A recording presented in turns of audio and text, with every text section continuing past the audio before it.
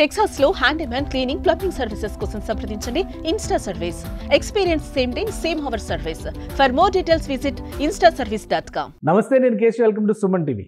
సంజయ్ గారు నమస్కారం. నమస్కారం అండి. రానివ్వట్లేదు, వచ్చిన వాళ్ళని తిప్పి పంపించేస్తున్నారు.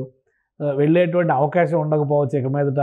ఇండియన్ స్టూడెంట్స్ ఇండియాలో చదువుకోవడానికే ప్రిఫర్ చేయండి, ఇట్లాంటి సూచనలన్నీ వస్తున్నాయి. ఏంటి అసలు స్టేటస్ ఏంటి? అవునండి, ఈ టైం అలాగే ఉంది. ఎప్పుడు కూడా మీకు ఎకానమీలో మీకు ఎప్పుడు కాంట్రాక్షన్ ఉంటుంది, తర్వాత ఎక్స్పాన్షన్ ఉంటుందండి. సో మీకు చూసుకుంటే 1990s నుంచి ఎక్స్పాన్షన్ స్టార్ట్ అయ్యి 2000లో మళ్ళీ కాంట్రాక్షన్ జరిగిందండి. మీకు ఎకానమీ స్ట్రింక్ అయింది. తర్వాత మళ్ళీ 2008లో కూడా మళ్ళీ స్ట్రింక్ అయింది. ఇప్పుడు 2020లో జస్ట్ చిన్న స్మాల్ బ్లిప్ వచ్చింది కోవిడ్ అని. కానీ ఇప్పుడు మళ్ళీ ఓవరాల్ గా మీకు ఎకానమీ బాగా స్ట్రెంథెన్ చేయడానికి ఆ కాంట్రాక్షన్ చేస్తున్నారు అనమాట ఇప్పుడు. సో డెఫినెట్ గా ఈ టైంలో ఏంటంటే జాబ్స్ కొంచెం తక్కువ అవుతాయి. బట్ ఏంటంటే ఇక్కడ ఫెడరల్ గవర్నమెంట్ కి they want stability in the economy. So అందుకని జాబ్స్ ఇండియన్స్ కి అయితే ఏంటి, అమెరికన్స్ అయితే ఏంటి, జాబ్స్ కూడా తక్కువైపోయినాయండి బాగా. సో ఇదేమైనా ప్రెషర్ ఫీల్ అవ్వాల్సినటువంటి సందర్భమా? చాలా మంది ఆందోళన చెందుతున్నారు కదా. అంత సివియర్ కండిషన్స్ ఉన్నాయా, లేదా లీగల్ ఇమ్మిగ్రేషన్లో ఎలాంటి సమస్యలు లేవు, అటువంటి వాల్యుబుల్ ఇమిగ్రేషన్ లేదా వీసాలు ఉన్న వాళ్ళని ఎవరిని కూడా డిస్టర్బ్ చేసే పరిస్థితి లేదు అంటున్నారు. అది నిజమా? ఇమిగ్రేషన్ యాక్చువల్గా స్ట్రిక్ట్ చేయడం అనేది అది నిజం అండి. అది ఇమిగ్రేషన్లో చాలా రూల్స్ అన్ని తెస్తున్నారు. ఎగ్జిక్యూటివ్ ఆర్డర్స్ కూడా రావచ్చు. మనకి అంటే మనకు పూర్తిగా తెలియదండి ఎంతవరకు స్ట్రిక్ట్ చేస్తారండి.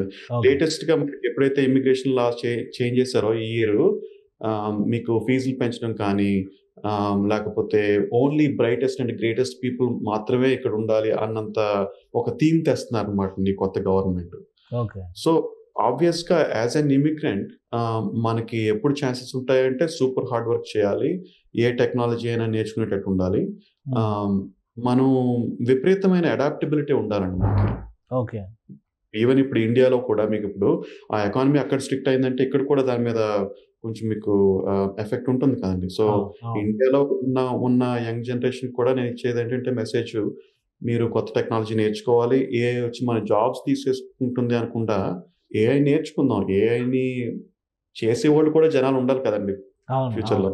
సో దాని మీద ఒకటి టెక్నాలజీ పాయింట్ ఆఫ్ వ్యూలో వస్తే సింపుల్ గా ఏఐ ఏంటి, అలానే డీప్ టెక్ ఏంటి, క్లౌడ్ టెక్నాలజీ ఏంటి, వీటి మీద విపరీతంగా చర్చ జరుగుతుంది. ఏం చెయ్యాలి అందులో? ఏఐని గురించి మీరు బ్రీఫ్ గా ఏం చెప్తారు? ఎవల్యూషన్ ఎలాగైందంటే మీకు చెప్పాను కదా, 1990s లోనే మీకు స్టాటిక్ గా కంటెంట్ అనేది ఒక బిజినెస్ యూజర్స్ కి ఏ రకమైన మెసేజ్ ఇవ్వాలి, what is the value we're creating అన్న మెసేజ్ ని బయటకు తేయడానికి డిజిటల్ గా వీళ్ళు వెబ్సైట్స్ చేసేవారండి స్టాటిక్ గాని. తర్వాత ఇప్పుడు అదే సాఫ్ట్వేర్ సర్వీసెస్ లోగా మీకు ఎవాల్వ్ అయింది అనమాట. సాఫ్ట్వేర్ సర్వీసెస్ అనేది క్లౌడ్ అంతా కూడా 2000 నుంచి ఆల్మోస్ట్ మీకు 2015 వరకు కూడా మీకు బాగా సాఫ్ట్వేర్ సర్వీసెస్ అనేది బాగా ఎవాల్వ్ అయింది.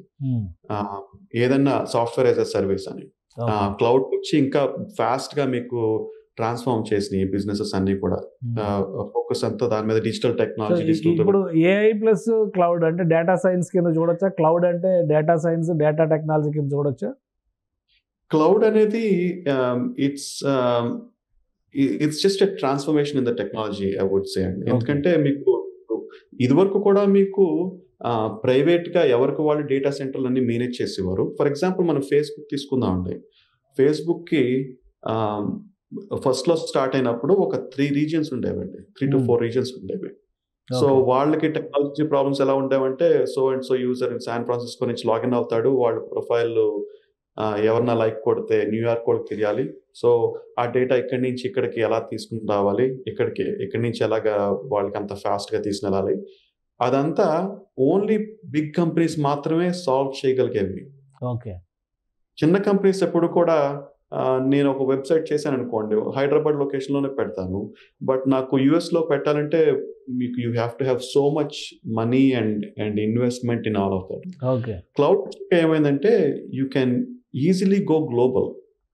ఫేస్బుక్ లాంటి కంపెనీసే కాదు, చాలా చిన్న కంపెనీస్ కూడా you can easily provide business value to your users very easily and seamlessly. So అందుకనే డేటా సెంటర్స్ పెట్టాలి అనే ఇది బాగా పెరుగుతుంది. ఇప్పుడు ఆంధ్ర, తెలంగాణ 2 రాష్ట్రాలు కూడా డేటా సెంటర్స్ ఎస్టాబ్లిష్మెంట్ పైన చాలా ఫోకస్ చేస్తున్నాయి. సో దీనివల్ల వచ్చే ఆపర్చునిటీస్ ఏంటి?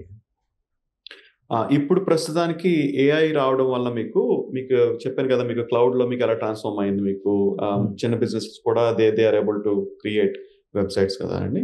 ఇప్పుడు ఏఐ యూజువల్గా మీకు హార్డ్వేర్ చాలా ఎక్స్పెన్సివ్ అండి. మీకు చూసారు కదా, ఎన్నో millions and billions of dollars US invest చేస్తున్నారు. సో అలాంటి ఓవరాల్ మీకు టెక్నాలజీ చిన్న కంపెనీస్ కూడా ఎలా తేవాలి, ఈవెన్ అందుకని ఆ ఫేజ్లోనే మీకు ఈ డేటా సెంటర్స్ క్రియేట్ చేయడం అనేది జరుగుతుంది అనమాట. ఎందుకంటే ఈ ఎన్విడియా చిప్స్ లాంటివన్నీ చాలా ఎక్స్పెన్సివ్ చిప్స్ అండి. అవన్నీ ఈజీగా తక్కువ. So you still need to have so much research in our countries. So వాళ్ళకి ఎలా తేవాలి, you have to have data centres, you have to bring in that technology in to India అండి. So ఇంకోటి deep tech గురించి చంద్రబాబు నాయుడు గారు మాట్లాడారు. ఏకంగా deep tech university అమరావతిలో పెడతామని చెప్పని, మెడ్రాస్ ఐఐటిని ఇట్లా కొన్ని ఎల్ఎన్టీ వీటన్నిటిని ఇంటిగ్రేట్ చేస్తామని కూడా చెప్తున్నారు. ఏంటి డీప్ టెక్లో ఏమేమి కేటగిరీలు వస్తాయి, దానికి ఒకవేళ స్టూడెంట్స్ కానీ యంగ్స్టర్స్ దాన్ని ప్రిపేర్ అవ్వాలన్నా, దానిలో నేర్చుకోవాలన్నా కానీ ఎలాంటి ఆపర్చునిటీస్ ఉంటాయి? It's very much into AI అండి. ఆర్టిఫిషియల్ ఇంటెలిజెన్స్ లోనే మీకు రకరకాలు ఉన్నాయన్నమాట. వెరీ వెరీ స్మాల్, మీకు ఇదివరకు కూడా మీకు వర్చువల్ అసిస్టెంట్స్ అనేవి ఉన్నాయి, చాట్ బాట్స్ లాంటివి. Very small assistants. వాళ్ళకి ఏంటంటే ఎవరన్నా వస్తే ఇది చెయ్యి అని ఇన్స్ట్రక్షన్స్ రాసివ్వరు. దాన్ని use to call them AI యాక్చువల్గా, చాట్ బాట్. నౌ అదంతా కూడా ఒక అల్గరిథం రాసేసారు. అది అసలు ఎలా పనిచేస్తుంది అన్నది కూడా we don't know. ఎందుకంటే they are all pretty much neural networks అనమాట.